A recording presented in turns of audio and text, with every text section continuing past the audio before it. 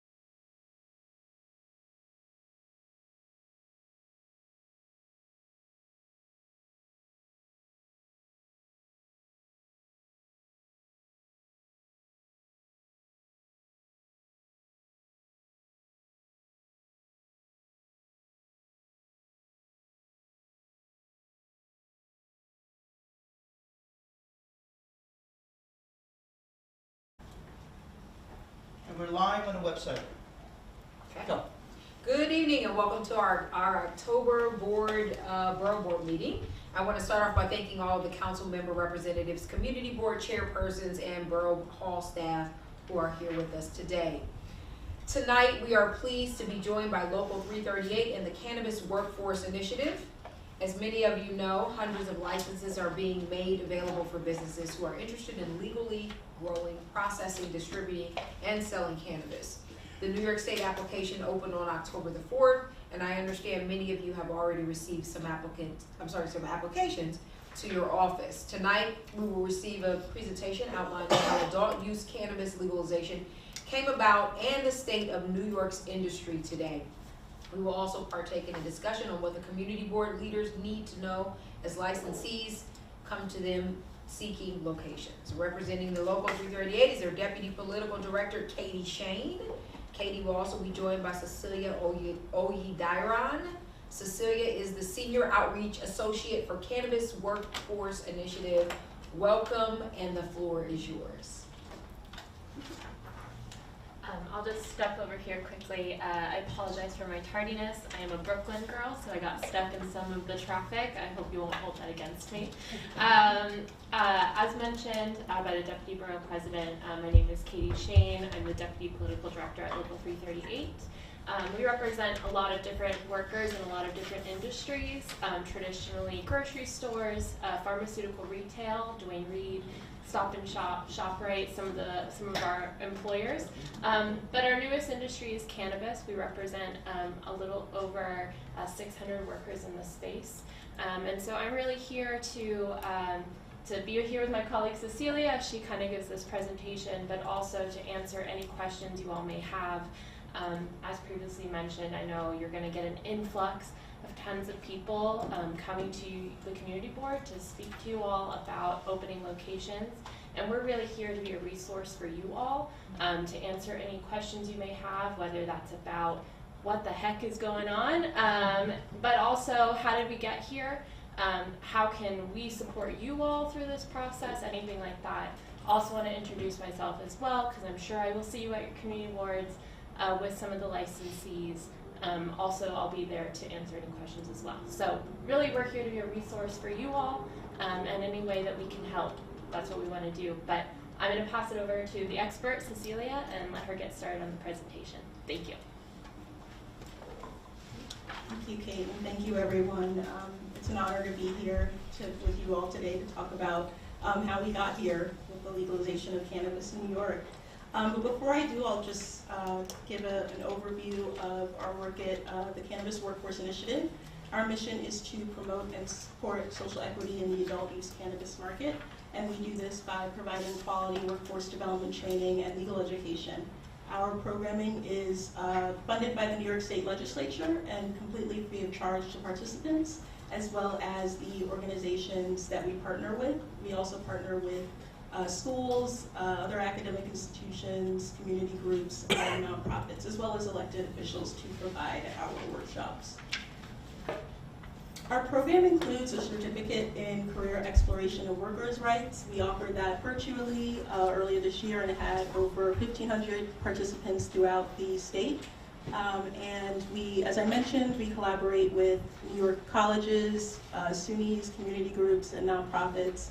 And we provide presentations to employees and employers. And our goal here is really to ensure that people who are interested in the cannabis industry have an understanding of what sort of opportunities are available to them, as well as an understanding of what their rights are in the workplace. Because as I'll get into, one of the things that's very unique about New York is how very pro-labor it is in the industry. And so I'll talk a little bit more about how that plays out. So starting with a little brief history lesson here with the Nixon administration. As many of you may know, he really came in to office pushing a war on drugs agenda. You know, some of that may have been due to increased abuse across the nation, but as you know, we've learned, it was actually very politically motivated. And so, you know, in that administration, we really saw the rise of a lot of anti-marijuana rhetoric. And really the goal in cannabis prohibition was really to target his political enemies, as well as certain populations of people, Black people, given that he was starting to receive more pressure to actually live up to the promises of the Voting Rights Act. Many view this legislation, the Controlled Substances Act, which I'll get into, as something that was really more of a political tool. And, you know, as we mentioned on the slide here, it was really politicized. Even the choice to refer to marijuana as marijuana was a political choice that was meant to associate it with immigrant communities and other groups as well. So when we look at the history of cannabis prohibition, and I won't get into, it's definitely started before Nixon, but that's really the major watershed moment. It was very clear that the efforts to prohibit cannabis were linked to racist motives and political ends. But now, you know, in New York, we have the legalization of cannabis really as an opportunity to address the harm that was caused by the disproportionate enforcement of cannabis prohibition on certain groups. So it's really an opportunity to regulate the plant and to protect public health and open up economic opportunities for people and give them a chance to generate wealth for themselves and their communities. So just a brief overview of the MRTA. Again, it was really the major driving force behind the legalization movement in New York was to deal with mass incarceration and the fact that the war on drugs took more of a toll on communities of color. And 50% to that end, 50% of the licenses will be granted to social equity applicants. And as many of you know, and probably started to receive requests for licenses, that process is now underway. The general round for licensing opened on October 4th. And it actually looks like it will be extended, the deadline, to December 18th. There's a resolution that will be before the board, the Cannabis Control Board, tomorrow, extending the deadline for the process. And that's a new development.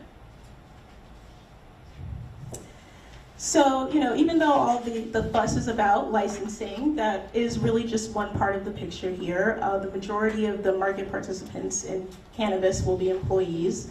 And so to that end, the MRTA really has equity aims that impact the state's labor and employment laws and employer and employee rights and responsibilities. One way that this occurs is through the expungement of criminal records for low-level cannabis convictions. And this is really significant because it means that applicants don't have to list the expunged conviction on a job application that asks if you've been convicted or arrested. And the goal there is to ensure that people can get their foot in the door and really make a good impression. So the expungement allows them to do that. And then one of the most important elements of the impact on employment is the requirement that licensees enter into what are called labor peace agreements. And so essentially that allows employees to decide whether or not they want a union without having to worry about employer interference. So it's an agreement between the employer and a union that provides for the ability of a union campaign to take place and requires employers to remain neutral. And in return, the union agrees not to strike or boycott during that process. And I really want to reiterate how critical LPs are, because it really gives employees a voice in the industry and the ability to be able to demand higher wages and better working conditions to ensure that these are quality jobs. We really want to see an industry that, especially at the retail level, aren't just your typical retail jobs where you barely make minimum wage. So this is a way to really put the power in the employees' hands and allow them to advocate for themselves without having to worry about employer interference. And then lastly, another way that the MRTA amended New York State labor law was to prohibit employers from discriminating against employees for using cannabis outside of the workplace. And they also can't drug test employees for cannabis. Okay, so they're estimated that the cannabis industry will create over 60,000 jobs across the state. Given that the rollout, has kind of been, I hate using the term slow because New York is really trying to do some innovative things on the social equity front that have led to the delay. But for all things considered, I think they, are really trying to get the industry up running as quickly as possible. And so we'll hopefully start to see more and more operators come online and more of these jobs become available. But the jobs that are going to be available and have started to become available in the industry really provide diverse career opportunities for varying education and experience levels. One of the great things about this industry is that it doesn't require previous experience. People can come in at really all levels, and their entry-level positions such as trimming, even packaging, and many of the jobs provide on-the-job training and also have career advancement opportunities as well. And another thing that I want to highlight is that the opportunities in this industry extend beyond plant touching. There are going to be a lot of ancillary opportunities as well, not only in terms of job opportunities, but really an opportunity for people to own businesses that service or provide goods to the cannabis industry that actually aren't plant touching. So again, there are wide-reaching implications for this new industry. Again, it covers a wide range of skill sets, from hands-on roles to scientific roles like testing and things like that, extraction, quality assurance, to again help with public safety there, and even creative roles. We'll see a lot of people trying to distinguish themselves as branding. So marketing is definitely going to be a big field in the New York market. And then one other thing I want to highlight about the state's sort of rollout is that it's clear the state really wants to support employees who want to become owners eventually, so that they'll have the support if they decide to go that route through the OCM's Social Equity and Economic Plan, which really aims to provide technical assistance, mentorship programs, grants, and low-interest loans to social equity applicants. And so here I just want to highlight and really just emphasize that this is a highly, highly regulated industry. This list isn't even fully comprehensive of all the requirements that licensees are required to meet in order to get a license and maintain their license. Again, these requirements are really set up to ensure the public safety and also to prevent it from getting into the hands of minors as well.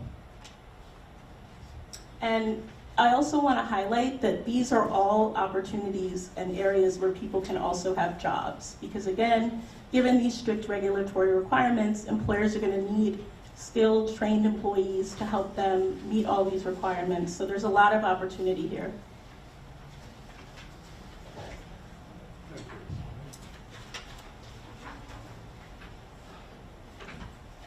So just a quick word about the industry impact of this, or the impact that the cannabis industry will have. So it'll create new jobs and career paths and businesses.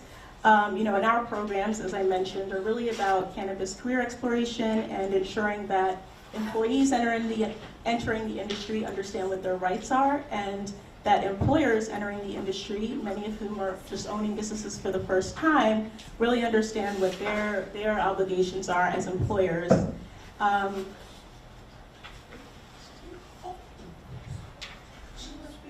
It's okay. They're also,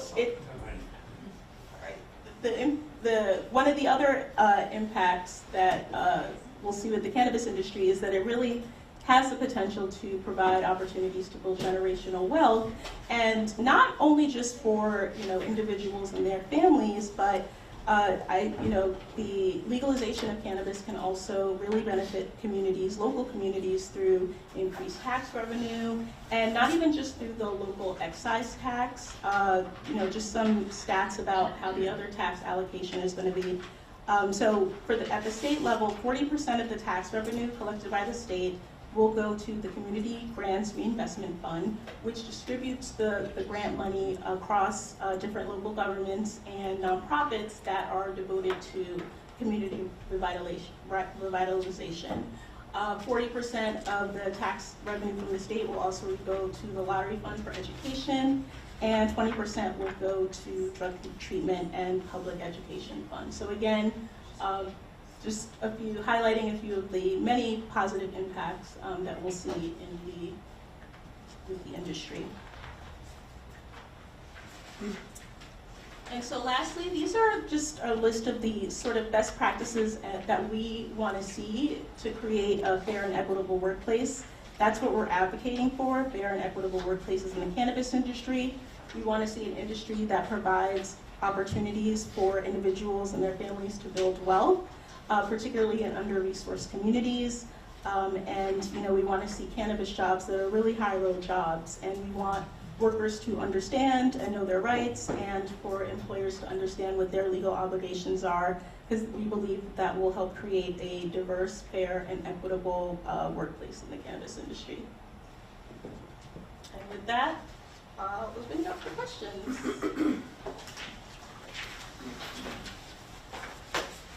Yes, Eddie. With all due respect to your presentation, and I thank you for it, I don't disagree with much of what's in it. But our purpose today, our purpose today as community board chairs is all of us, for the most part, have received applications. We have to review them and get back to the state of New York on them. And what we need to know is how we are able to respond. For example, we're reviewing basically a site.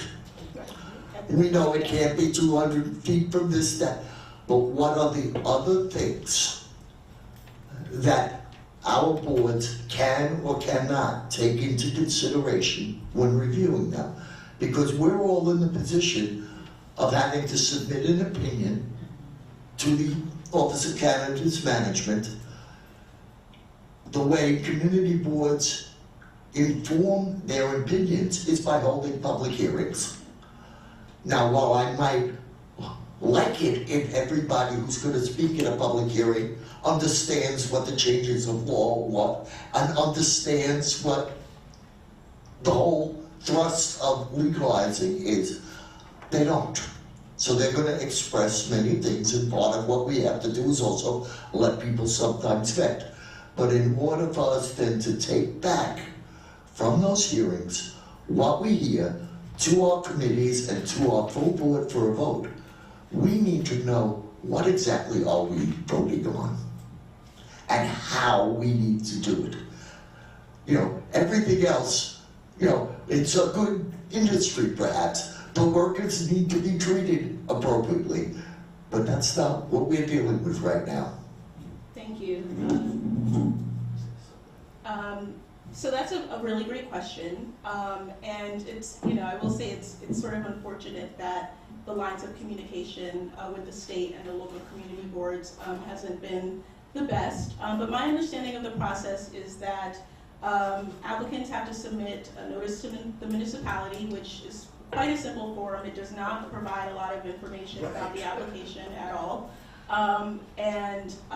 You know, at that point, the community boards have 30 days to review and, you know, make a decision and send information to the state about, you know, if they have any thoughts about the applicant or if they, you know, would deny or, you know. And ultimately, it's really the state that has the ultimate decision. Granted, you know, we believe that the state will heavily, you know, look to the community boards and consider, you know, what the community boards have to say about a particular applicant. To that end, given that the state has not released a lot of sort of parameters around, you know, what the community boards can require, I think that the community boards should feel empowered to ask the applicants to provide additional information, you know, whether that be, you know, a sense of how they plan to positively impact the community, you know, workforce development plans, things like that. You know, I think you can really kind of feel empowered to do that because there hasn't really been, you know, much guidance from the state. You know, so I would say to not be afraid to ask for questions and, you know, to require, as long as you know, of course, make the process uniform. I think, you know, you want to make sure that you protect yourselves by ensuring that whatever process you have is, you know, uniform and applied to all applicants. I think, you know, trying to get ahead of it to the extent that you can in terms of putting a lot of information on the website, you know, developing a process and, you know, ensuring that applicants know how, you know, they should approach the board and things like that, I think will also go a long way. I will also add, just if I can, having gone to a couple of these community board meetings already, you know, in the open hearing section, and the licensees will be there, you know, asking them what is their plan for safety, what is their plan, you know, if they have a mock-up of what it's going to look like. I know a lot of folks are concerned that these legal entities are going to look a lot like the ones that we're already seeing pop up that are illicit, and there's a lot of fear around that because they have images that might be attractive to children, all those kinds of things. So, you know, if they have a mock-up, what's that going to look like? What is the security plan? Those are things that I have seen at other community board hearings that I think have given people a lot of peace. To see that plan, see what a mock-up may look like of the outside, what the inside's going to look like, because the licensees, to apply and get the license, have to provide a lot of documentation to the state. So it's stuff they already have on hand. It's not asking them to do a lot of research, but saying, hey, you have to provide a safety plan to us. What does that look like? What does the security plan look like? Is totally in the scope of what you're able to do, but to Cecilia's point, just making sure that it's uniformed and that anyone who comes forward to your community board has to answer those same questions. And what are the kinds of questions we can't ask? I'm pretty sure there are. Because we get a lot of those kinds of questions from I will say there is a lot of, I think, misinformation or information that has been around for a very long time about cannabis. I've heard everything under the sun at this point, and I've only been working in this industry for 2 years. I know Cecilia's been in it a lot longer, so we've heard everything under the sun. I think as leaders in your community, you know, everyone's entitled to their own personal opinion about cannabis, but you know, informing folks that cannabis is here, whether people like it or not. It's an industry that's going to exist. And what we want to do as community leaders is support an industry that's responsible. And what does a responsible industry look like? And that is not the answer to my question. Your question was, what can't you ask? Yeah, what is none of our business? What do we say to members of our board, members of our committee who are interviewing people when they ask a question and we are pretty sure it's not a question that's allowed, but we need to know what those questions are, what that information is. Could you do some research on that and get that back to the entire group? Maybe research it. Vincent had his hand up for a minute. Yes, because we kind of got And I got it. Yeah, we got meetings this week. I got it. Because, you know, even in HR regulation, you just want to be careful. I don't want to get sued. I totally understand that. So maybe you can do some more research and get it out to the entire group. I think that's really important. Yeah, I mean, Vincent Arcuri, Chair, Board 5, Queens. We have 7 applications or notices, whatever you want to call them. Some have 2 different applicants or notifiers of those locations. We're told we have to respond in 30 days. We want to turn it over to the committee because we have a cannabis committee. So they have to meet. My next board meeting that they would report back to the whole board is November, 2nd Wednesday in November. So I can't react in the 30 days. I don't know what to do with duplicate people applying for the same location. And as far as the guidelines, there's an outline that's printed. And if you could follow that, but it's ridiculous. We don't have time. You're not giving us enough time. We need like 3 months in order to react to something, even if it was 1 applicant. Like I said, I have 7 with duplicate people at the same locations. How do I know which one is the one to look at? Okay? Oh, sorry. I don't know if you guys want to answer that or if you want to. no, I was gonna. And then Heather. She has no answer for that. Yeah, well, yeah, right. A little out of our scope. Right, a little out of our scope, but I will say that, you know, site control is required, so to the extent there is someone who actually has a lease to the property, you know, I think that would sort of help that there. But, you know, I will say that is also something that, you know, you can flag when you know, give your responses to the state, you know, letting them know that this is a location that had this many, you know, different applicants and the like, because ultimately, you know, there obviously can only be one there, but it really is ultimately up to the state to make the decision about the applicants. So, you know, that's what I would say about that, but, yeah, again, it's unfortunate that there really hasn't been much guidance from the state on this. If to give the communities that we serve the ability to respond, we should be doing 1 at a time, okay?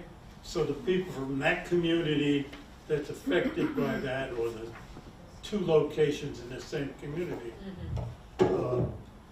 should be able to attend. We don't have that ability. So we're going to look at 7 locations. And I said, we don't know who, out of 2 of those locations, there's 4 people notifying us. We don't know who it is. So you're asking us to present 7 public hearings at our borough, at a board meeting. Because each one of these should be a public hearing. So I don't know, you know, the timing is terrible. Do they need Yeah, to I be a think- public hearing? Right. Hold it, yeah. Heather, Marie, Dolores, that's how it went. And then we'll go from there. We're taking we got 4 like last week, like literally 1 each day. So we're gonna do them together. We're gonna send them to our Consumer Affairs Committee, the same committee that does our liquor licenses, and it'll go before our committee. We actually had to ask for an extension. It's kind of ridiculous that they'll only give you a 1-time extension, because depending on the time these things walk in your door, you're not gonna have enough time. So that's the first thing that just doesn't work for us. The other thing too is that we're not sure what level of vetting is happening before it gets to us. So for example, out of the 4 that we had, we've had 2 withdrawn. 1, we don't know why. The second one was withdrawn because it was too close to Curaleaf. Now, why wasn't that worked out before it came to us? Why is the burden on us to really scrutinize the law and see how many feet it is from a worship place, how many feet it is, and does the worship place have full possession of the space? Is the school in full possession of the space? Is that our job? We're not clear on, is that our role? I assumed, wrongly apparently, that level of vetting was being done at the state, that it wouldn't get to us unless that location was approved. And clearly it hasn't. So that's the first problem. The second problem, 30 days is not enough time. And then the one-time extension, and then not understanding to what level of vetting is happening by the state before they walk in our door. We have no way of knowing that, and it makes it very hard because we don't want to be probing areas that we don't unnecessarily, because we all got enough to do. Every person you see around this table is a volunteer. So we don't have the time to be chasing all this down if it's already been done for us. Thank you. Completely understandable concerns. I'll address the first point about the 30 days. That is, I agree, not a lot of time at all. I think, from the state's vantage point, they're really trying to get as many licenses online as possible to really try to compete with the illegal operators. But in doing so, it's definitely put pressures on the community board, or community boards. So, that's all I have to say about that there. In terms of how the applicants have been vetted by the time they get to the community boards, they haven't been vetted yet. The applicants are required to submit the notice to the municipalities at least 30 days before they actually even apply. So in most cases, the OCM has not even seen the application yet. This is just the preliminary step that's required in the statute, that all applicants have to submit the notice to the municipalities. And then it's unclear at what stage the community boards will be able to actually see a full application. But to that end, there's nothing that says you can't require people who are providing the notice to demonstrate how they meet the distancing requirements. But then we have to rely on them and take them at their word, and that's just not, that's not typically how boards deliberate. Boards deliberate, like when we do liquor licenses, we pull reports from the precinct to make sure, because we rely on a city agency to report back to us, right? And so you're asking us to take them at their word, and that's just not going to get off the ground in our communities. And so and so you're relying on an agency with the teeny tiniest budget in New York City to be the first line of scrutiny on this, when we have tiny staffs, we are run by volunteers to run down measurements to schools, daycares, houses of worship, how many are too close together, too close to Curaleaf. So we're literally getting applications trying to ramp up to get in the scrutiny that our community is looking at us to do, and yet we've got all of this other to do in 30 days. I mean, it's pretty terrible. But yeah, I mean, there are ways of getting or having applicants submit the distancing requirements in a way that is, not just taking their word for it, but, I completely understand your point, and, I wish I had a good answer. It's just how the state is doing things, unfortunately. Marie Dolores Danielle. I'm going to piggyback on what Chief just said. So how do you decide? I had 2 licensing applications the other day. Maybe they were 50 feet apart. Who do I say, well, you can't be there? Applicant A or applicant B?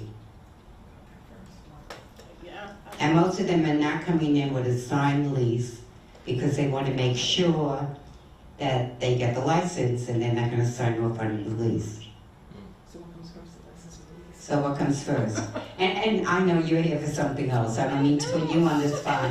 But I think, Ebony, if I might, I think we need the Office of Cannabis Management to meet with us and give us precise guidelines.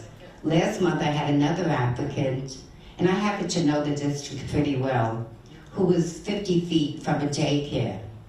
So I questioned that. All of a sudden, Cannabis Management tells me, oh, but they don't occupy the whole building, the daycare, therefore they can be there. I don't know how that's possible when a lot of daycares and even preschools occupy a community facility on the ground floor of a building. So, you know, we're very confused, and at this point, we had 7 the other day, 5 last month. I just feel like saying thank you for coming, but no, because we're not getting the right information from OCM. That you have a checklist. Yeah. Thank you.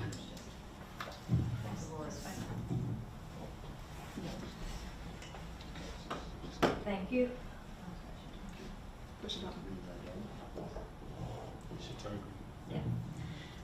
Thank you. So I have some of the same issues. I have one within 200 feet of the church. The other one directly across the street is in within 1,000 feet of a daycare. So in my opinion, neither one gets it. But it's not things you can take care of. And so here are some of the concerns I have in general though. My 3 applicants, nobody lives in New York City. The applicant, 2 are in Nassau County and 1's in Colorado. If we're looking for equity in our communities, is there going to be a preference for New York City applicants over out of municipality, right? If we're looking for equity. I also feel that there should be a requirement of 50% local preference for hiring. I don't think it should just be, like one of my applicants is Rockville Center. So is it going to be all their family and friends coming and working in the business and nobody in the community is going to get hired? And then the last thing, I think, I was on a call the other day. There's a board in Manhattan, I think it was 5, but I can't swear to that. 72 applications. I'm not complaining about my 3 anymore. And one in the Bronx had 62. I said, oh my God. Okay, so the last thing in terms of that, I believe, because it's statewide, the tax, and then the money is going to be distributed statewide, I believe that it should be a percentage based on the municipality. So it shouldn't be an equal distribution of money throughout the state when one county has 2 and New York City has 500. So I think there has to be a different calculation in the taxes. Thank you. I'll just answer that last part, Cecilia, if you want to answer the first part. Or... Yeah. Okay. Yeah, or no? Yeah, you can go. Okay. The funding will be, a lot of the funding will be figured out by the Cannabis Advisory Board. They're appointees by the legislature and some other folks as well, who sit on a board, and they will make kind of the final decisions about where the funds go. But I can say you do have some advocacy in this. In Nassau County, they actually, in one of the townships that has allowed for cannabis, they passed a piece of legislation locally that said that the taxes they receive, it's going to go towards repairing their sewer system. So it's something you could definitely advocate to your council member about. It's something the city council can advocate for, that the taxes that New York City go percentage-wise or go to a specific project. That's something you can definitely advocate for and would encourage you to advocate for.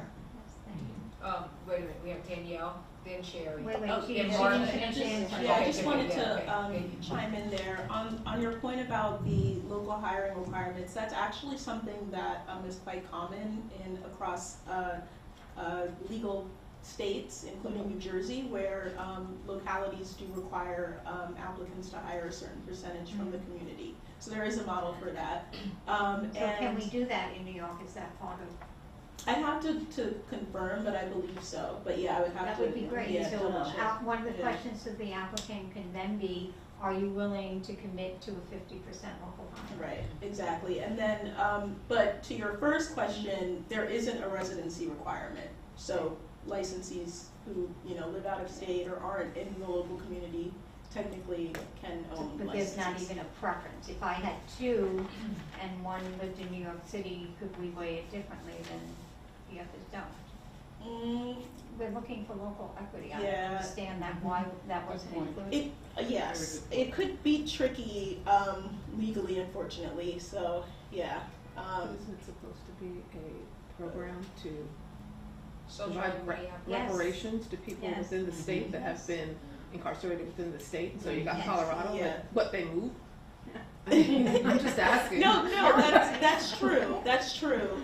But in terms of like the actual like, so the social equity definition, it's quite broad, you know, so it includes, you know, minority-owned businesses, but again, those businesses technically don't have to be licensed or residents of New York. You know, I think the state will, you know, I do think obviously the state and local communities have a vested interest in, you know, making sure this industry is, you know, a New York industry, you know, but it's just, there are legal nuances that, you know, kind of make it not so cut and dry that you can just like put on paper a preference for out-of-state residents.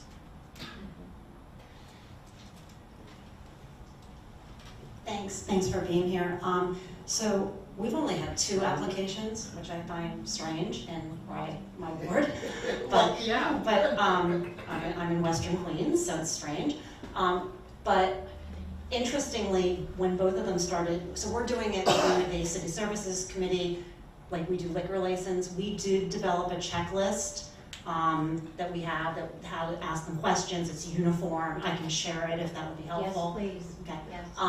But what's interesting to me is, just to the last question, is the 2 applicants who have come, the very first thing they said to us is, we live in the community, we're going to employ in the community. And I don't know if it's, they know what Community Board 2 is going to ask them from the liquor license process, but they make it very clear, which I think is great, but we probably would ask them that if they didn't say it, which I hope is okay. But my question is, we had an applicant last month, or now 2 months ago, who we approved, but they told us, and they gave us an extensive packet of information that the Cannabis Board had seen and approved, and they were approved by the Cannabis Board, and we were going to approve them, they were great, but it sort of felt to me like it kind of didn't matter even if we said no. We wouldn't have said no. They're exactly what I think we want in these businesses. And if you've ever been to Long Island City, there's like 1,000 illegal shops that we need to get rid of. So was it the final license or the That was probably a probationary? full-on license. Yeah, so. and yeah, it was with Housing Works, so I assume it was done at a different level. Right, yeah, they were additional adult use retail applicants, so that's probably why they had the complete application. Okay. We have Martha, Betty, Vince, and Brian. Martha, you had your hand up. No, a while I ago. didn't. Betty? Betty did. Yeah, Okay. in a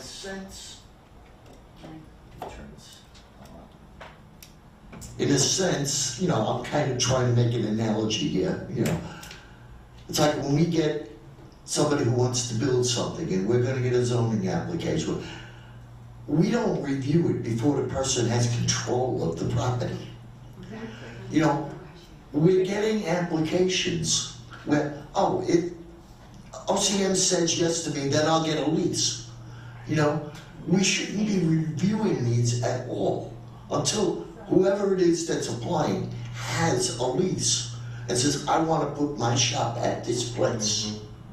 You know, we're really in a position of, okay, we can ask them questions. I've already I've gotten 3 and I have had 2 of the people come in and informally sit down and talk to us. We got a lot of questions answered.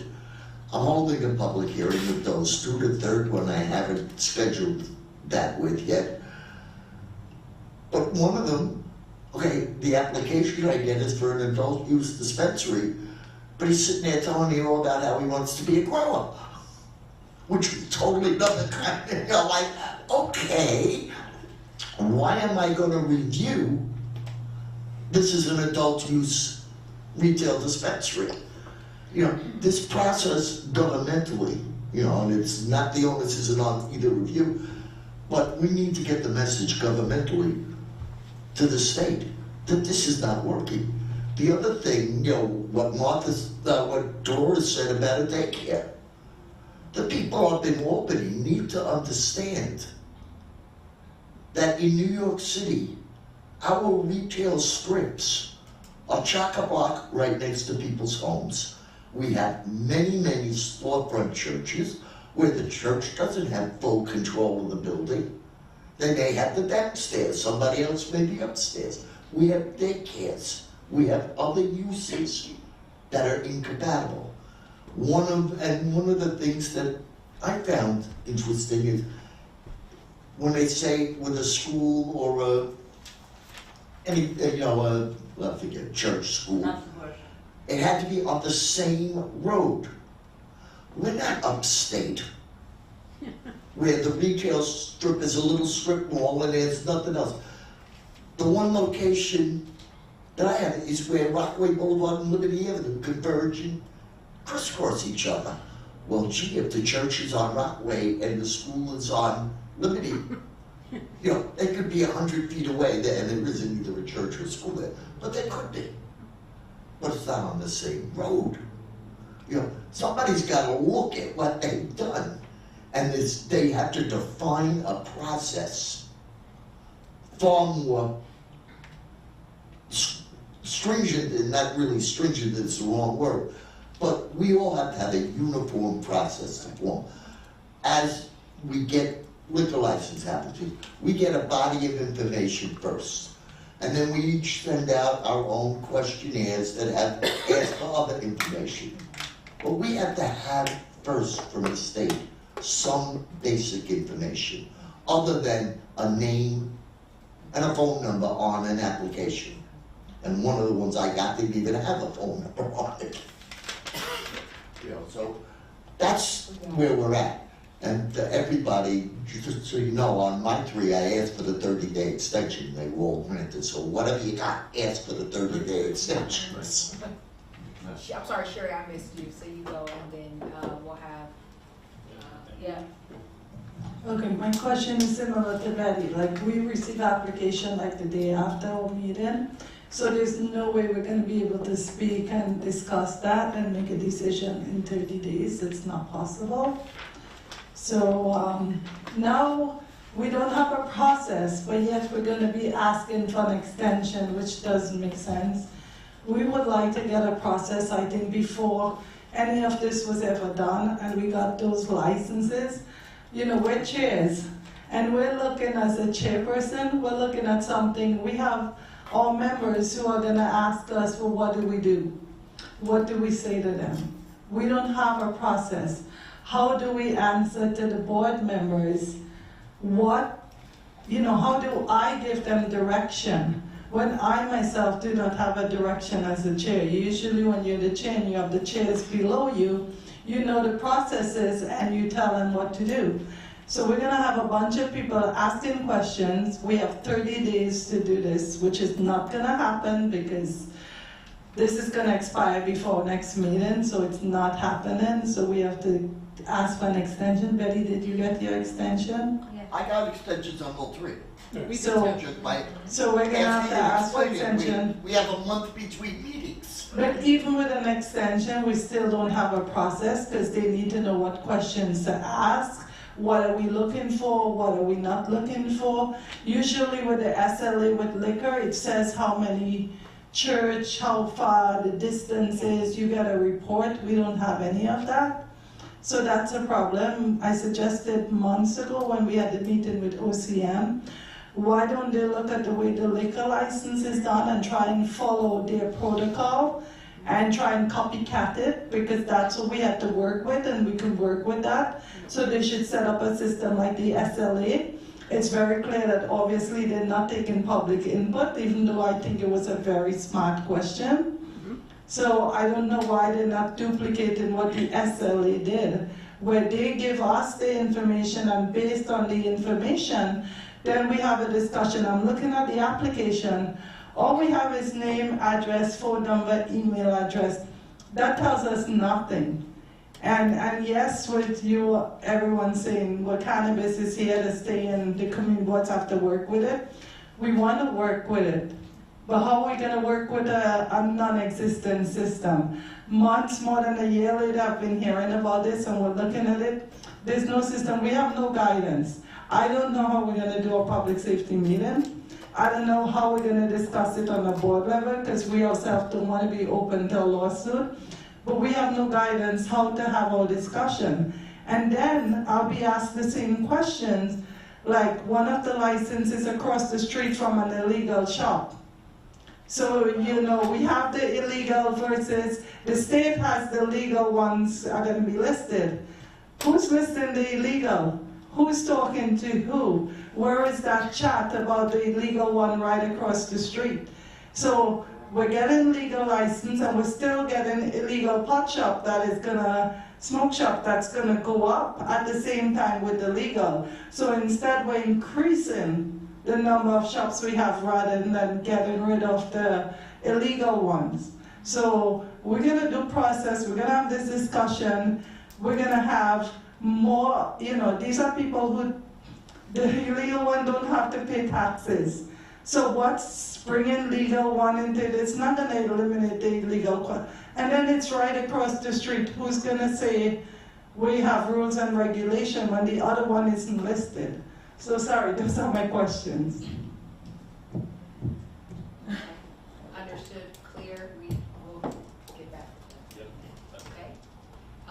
No, we had Vincent and Brian. Okay, We Thank had you. Heather. And I have a question. So Oh, to- okay, then, Martha.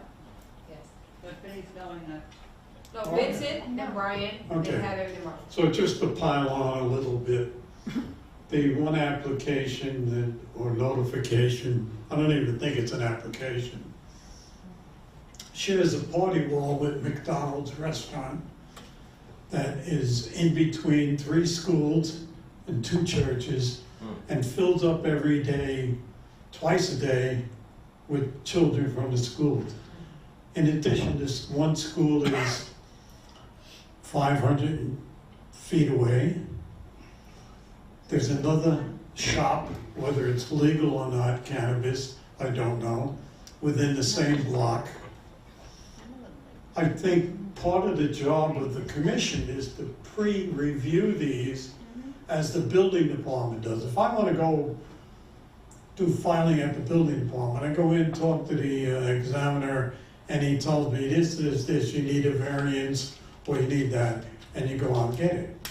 No one is looking at these, so they should be pre-reviewed, and if they fall into these categories where they're too close, whatever they are, they should be told no and go, you know, if they want to take it further, they can take it further.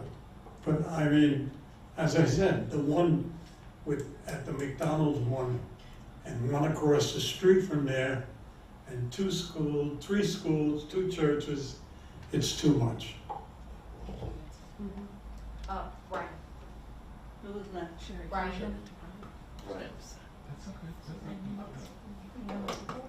You did? We did? Yeah. All right, thank you, Deputy.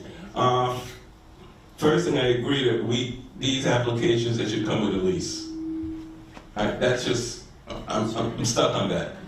All right, they can't be, if they have, we have 2, and I think both came with leases, so at least we're okay.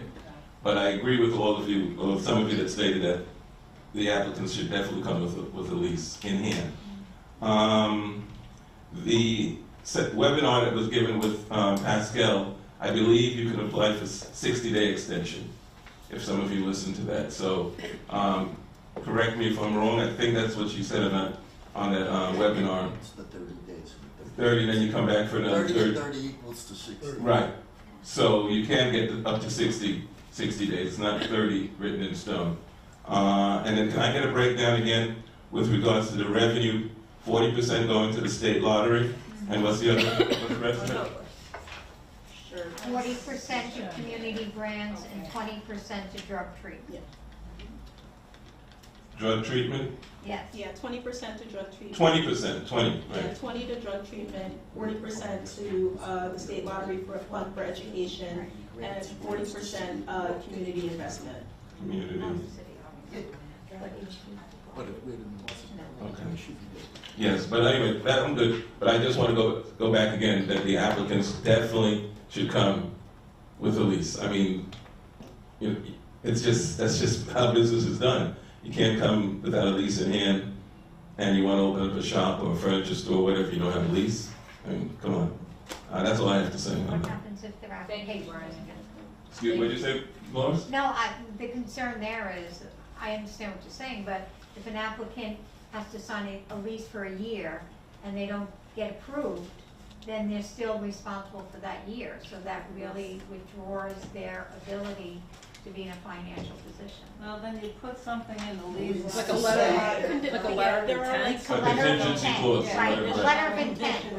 Like a letter of intent. Turn on your mic. Turn on your mic. Yeah. I think it's, Oh, can it's you, on. can you hear me? Oh, yeah, no, so, yes, you can, there are clauses that you can put, that makes the lease conditional Right. upon getting a license. And, you know, also LOIs can be another way. Okay, my question is very simple. Wait, Heather first. I had Heather, then Martha. Sorry.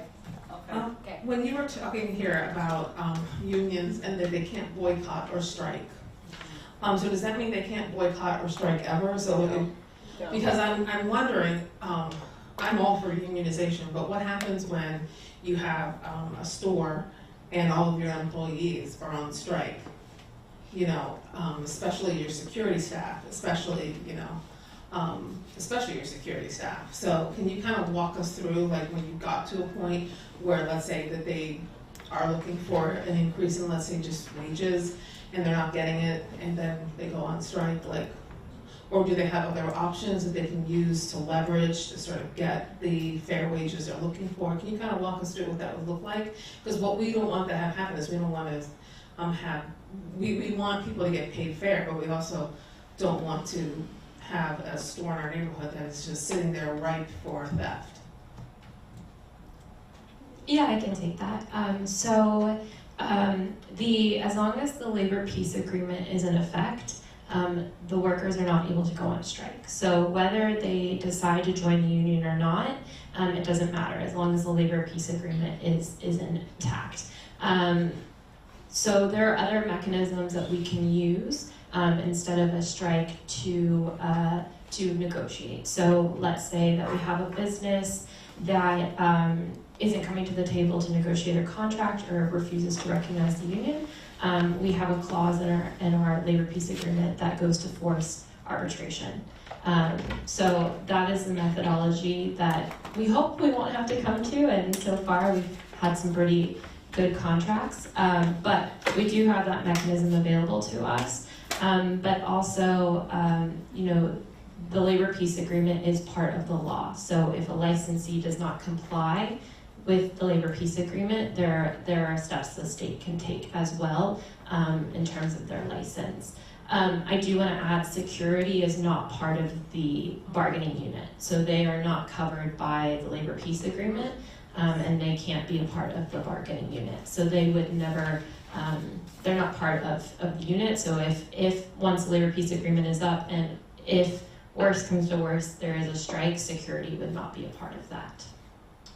Thank you, Martha. Okay, simple question. Can you use the mic? Is a public hearing required or not?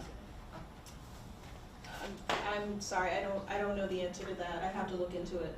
Well, we need to know that. Okay, we will get that back to her, correct? Yeah, we'll get that back to you. Seems like I was. Please. Yes, absolutely. Vincent. We're not making a recommendation, we're only. I'd like to know where this falls in use group in zoning.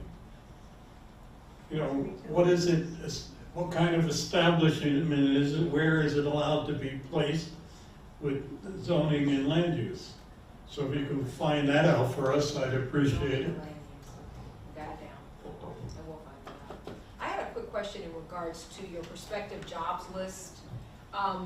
Is there one out there that individuals could review and get some more information? Oh, absolutely. Yeah, we have a career guide available on our website. Okay. It's, yeah, more detailed. Okay, great, thanks. Any more questions? Oh, and sorry. Just to address your point, local communities can establish reasonable time, place, and manner restrictions on businesses within their jurisdictions. I'm not exactly sure about zoning requirements, but yeah. Okay. Just wanted to flag that. Any more questions? Okay, this was the only presentation we have for this evening. Okay, we thank you all for attending today's Borough Board meeting, as well as our presenters this evening. I also want to thank the rest of the staff here. We have the Deputy Chief of Staff, Brittany, here, Claire, our Director of Community Boards, and we thank you all for coming out. We look forward to seeing you at our next meeting on Monday, November 13th at 5:30 p.m. Thank you and have a safe evening. Yes, November 13th, 5:30.